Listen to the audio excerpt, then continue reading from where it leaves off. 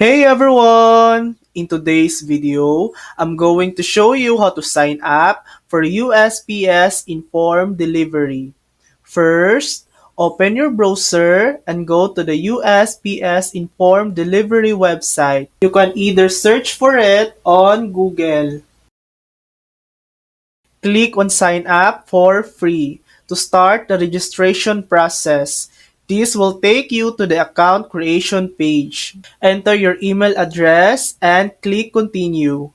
Make sure you use an email you check often. That's where your mail notification will go.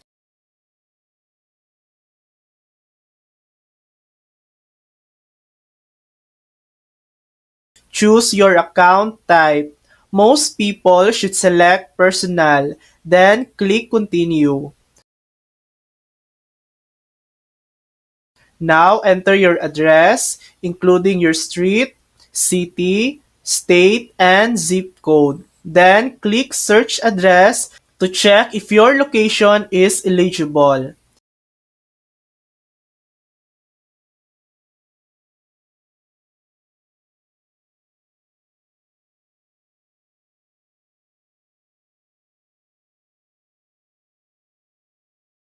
If your address is eligible, click Create Account.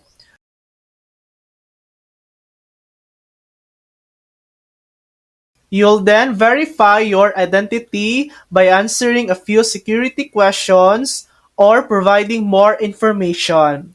After that, you can choose how often you want to get email updates about your mail and packages.